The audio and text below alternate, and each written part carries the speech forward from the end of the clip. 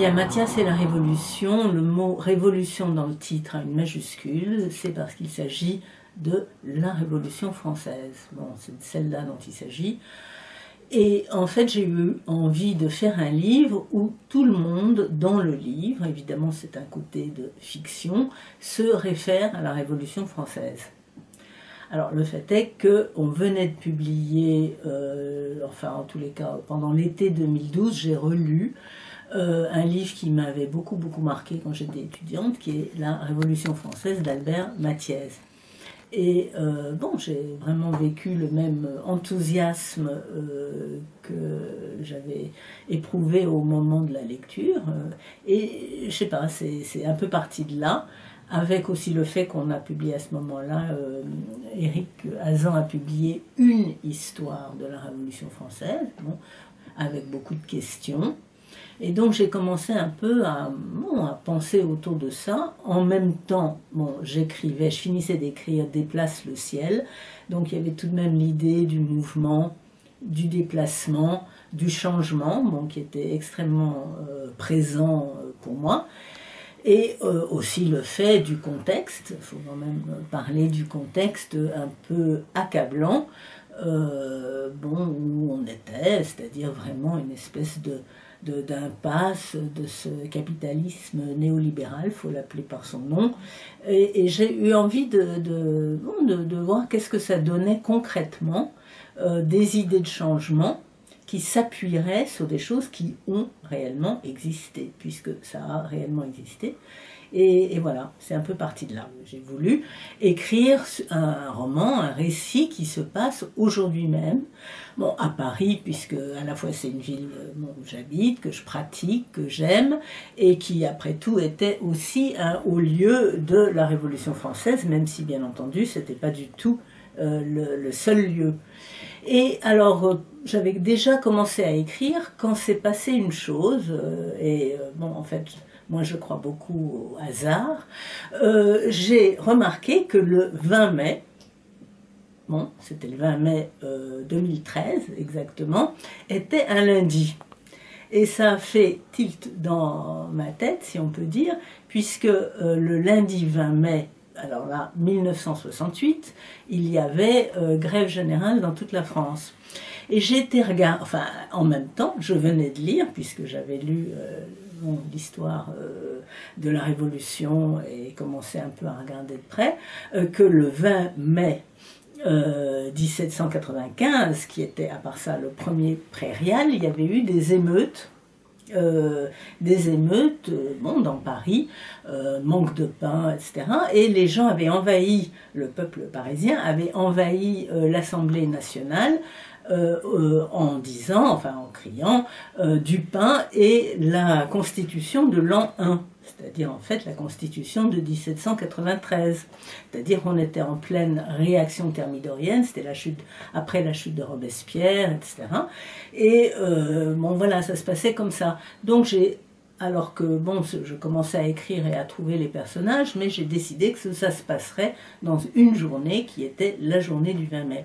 Et aussi, alors du coup, il y aurait des émeutes, mais loin, enfin loin, disons en dehors de Paris, en banlieue, on ne saurait jamais de quoi il s'agit, etc., etc. Mais c'est vrai que j'ai voulu aussi qu'il y ait beaucoup de gens très jeunes, mais il n'y a pas que des gens jeunes, puisque par exemple il y a une vieille dame qui ne veut pas aller en maison de retraite, et puis un vieux monsieur qui a été un travailleur immigré en France, bon enfin, donc il y a des gens, il y a un académicien qui est donc pas très jeune, il y a aussi un sénateur, et puis un mauvais type qui colle des affiches pour l'extrême droite. Bon, bref, enfin, il n'y a pas que des jeunes gens. C'est-à-dire au niveau des questions, en fait, elles sont forcément là. C'est-à-dire que tout le monde cherche comment vivre ensemble, mais ça c'est la question politique par excellence, et ça j'ai voulu que tout le monde se la pose, mais elle se pose sur plein de plans différents. La première phrase du livre, C'est une citation que tout le monde connaît. Le bonheur est une idée neuve en Europe. Bon, c'est une citation de Saint-Just. Il y a d'autres citations de Saint-Just dans le livre. Qu'est-ce que c'est? Bon, alors là, c'est qu'est-ce que c'est le bonheur?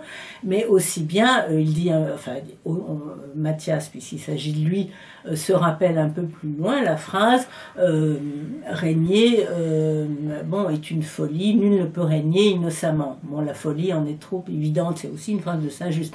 Donc c'est vraiment la question de régner, dominer, pas dominer, de l'égalité.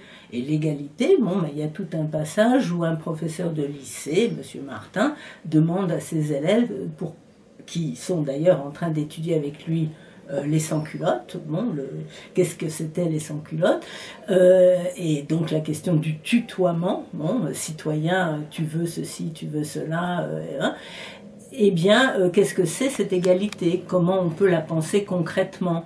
Qu'est-ce que ça veut dire? Bon, ça c'est aussi bien sûr une question. Bon, l'égalité et les inégalités. Et on arrive aussi à la question du droit de propriété, puisque ça c'est aussi très, disons, présent dans le livre. Est-ce que c'est normal qu'il y ait, alors ce qu'on appelait à l'époque de la Révolution les accapareurs, mais qui existe bien sûr encore aujourd'hui au sens de, des très riches et très puissants donc, ou des pas riches et pas puissants du tout, etc. Bon, donc toutes ces questions sont un peu là, et en même temps, c'est à des niveaux différents, évidemment, c'est des questions qui peuvent se rebondir avec des phrases de la Révolution que, bien entendu, les gens, du livre, les personnages, interprètent pas forcément tous dans le même sens. Certains pensent ceci, d'autres pensent cela, on n'est pas obligé d'être d'accord, mais moi je voulais vraiment que ce soit, alors, c'est allégresse, mais que tout le monde ait envie de parler et de penser. C'est-à-dire que c'est vraiment à ce niveau-là. Les idées, c'est très concret pour n'importe qui, et pourquoi pas dans un livre, vraiment. Donc faire aussi un livre avec des idées. Bon, ça c'était pour moi vraiment l'enjeu. Bon, voilà.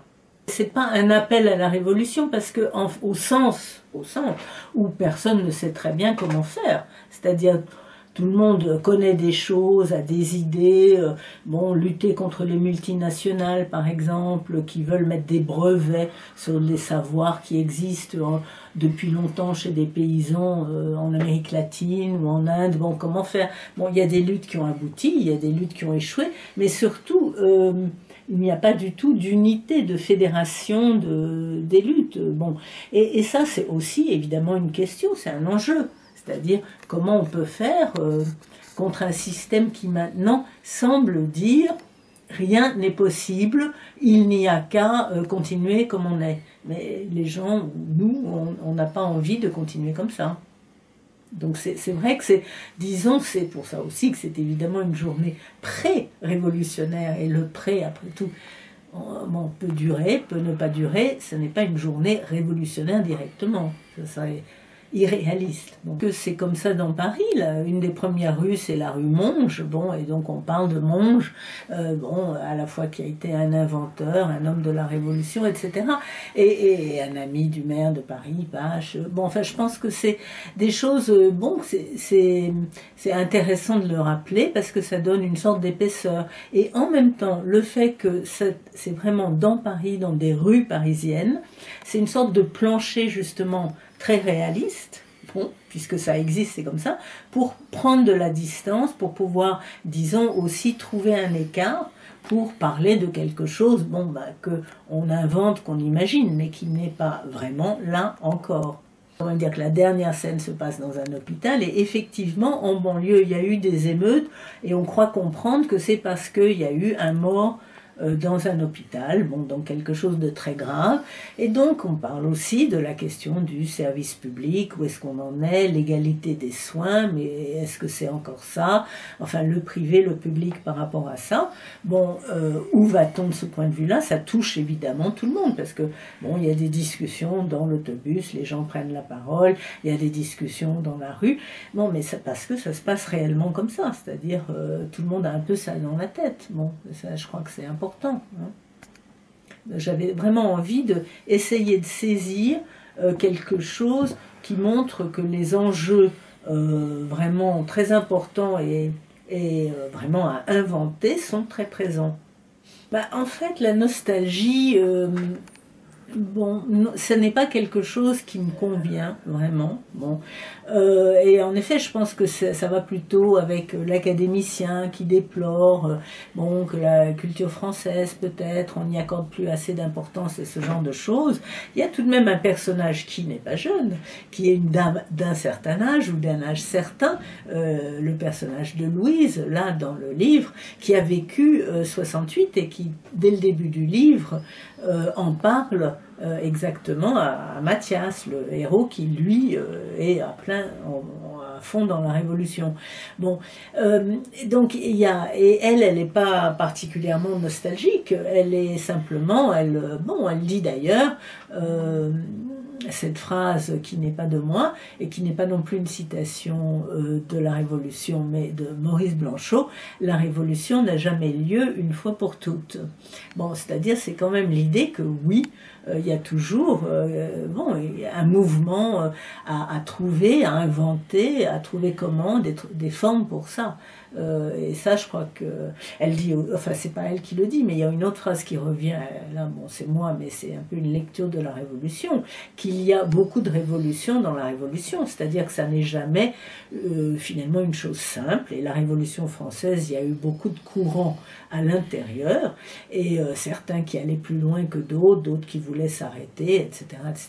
Bon, on apprend ça, mais on l'oublie un peu, et c'est important aussi de le réactualiser. On peut tout à fait voir des rapports, des analogies avec ce qui se passe maintenant, enfin pour moi. Je pense que le mot révolution, c'est vraiment, et c'est pour ça aussi que je me réfère à la Révolution française, le mot révolution, pour moi, ça veut vraiment dire un changement général et total. Et ça, je pense que oui, c'est à l'ordre du jour. Alors, ça ne veut pas dire qu'on sait comment ça va se produire, comment on peut contribuer, comment chacun... Tout ce qu'on sait, c'est qu'il y a quelque chose qui arrive un peu à sa fin, alors là pour le coup, mais une fin qui peut être très longue et puis qui peut d'ailleurs être très destructrice aussi, qui est un système où, ce que j'ai appelé, enfin ce que tout le monde appelle le capitalisme néolibéral, un système de marché très féroce, très compétitif, et qui semble être le seul horizon, en tous les cas qui se veut le seul horizon mondial. Et donc par rapport à ça, oui, je ne vois pas comment on ne peut pas penser qu'il faut... disons, un changement, je dirais, d'ailleurs c'est dit dans le livre, un changement du cadre de pensée. C'est-à-dire penser en dehors de ce qui est donné comme la seule façon de penser, c'est-à-dire le marché, le capitalisme, la concurrence, la compétitivité à outrance, etc. Mais vraiment ce changement de cadre de pensée, il est à inventer à tous les niveaux. Donc c'est vraiment énorme, hein. Et c'est pas, ça ne va pas se faire du jour au lendemain, non. Mais chacun à sa façon peut essayer de se demander qu'est-ce que ça serait. Qu'est-ce que ça serait dans l'écriture, comme qu'est-ce que ça serait dans le cinéma, mais aussi bien dans le commerce, évidemment, ou dans la construction, ou dans l'architecture. Bon. Et par exemple, quand on parle, c'est aussi un des thèmes du livre, on parle de violence, puisqu'ici il y a des émeutes, donc la question de la violence, elle est là, elle était évidemment là pendant la Révolution, et on oublie que la violence qui existe, mais qui est extrêmement feutrée, la violence, par exemple, dans l'architecture des banlieues, mais tout le monde, c'est pas un scoop de parler de ça, ou la violence aussi de la consommation à outrance. Bon, ça c'est des choses qu'il faut rappeler, c'est-à-dire qu'est-ce que c'est qu'aussi les mots. La question de la terreur, elle vient justement bien sûr par rapport à la violence, c'est aussi la question de comment on apprend et qu'est-ce qu'on apprend là-dessus. C'est-à-dire que c'est des chiffres qui sont des vrais chiffres. La terreur, à Paris, a fait 1400 condamnations à mort, ce qui est déjà gigantesque. Et à part ça, il y a eu des choses terrifiantes, les fusillades à Lyon, les noyades à Nantes, par des soi-disant représentants de la Révolution, qui étaient en fait des criminels. Mais à part ça, si on compare, et ça c'est vrai, aux fusillés de la Commune, 20 000 ou plus. Bon, comment ça se fait qu'on parle de la terreur et la Troisième République qui est venue après la Commune, bon voilà, il n'y a pas tellement de problèmes sur son origine. Bon, je veux dire qu'il y a tout de même la question de comment on enseigne les choses. Hein. Et bon, enfin je sais pas, c'est aussi, il ne faut pas oublier, la France entière assiégée, tout de même, par les armées autrichiennes, prussiennes, anglaises, etc.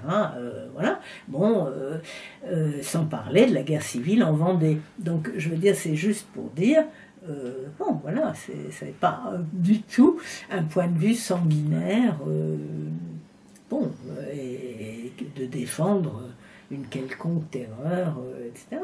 C'est vrai, c'est un livre qui parle vraiment de la Révolution, bon, parce que c'est vrai qu'en lisant, et plus je lisais, plus j'étais passionnée par le sujet, et c'est un livre qui montre vraiment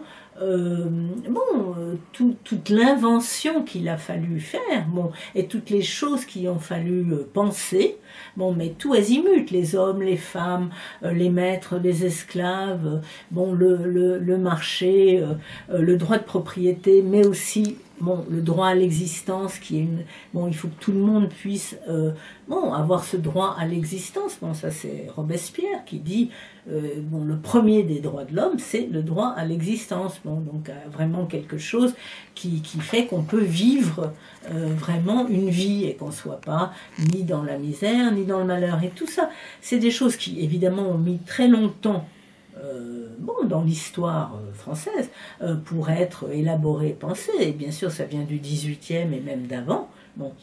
Et c'est vrai que c'est une façon aussi de dire, ben voilà, bon, qu'est-ce qu'on pense de tout ça, et essayons de continuer en gardant vraiment les acquis positifs. Je pense que la question du dialogue m'importe, en fait m'importe toujours, d'abord parce que je trouve que c'est une façon de vraiment travailler le langage, et de vraiment montrer l'importance des mots.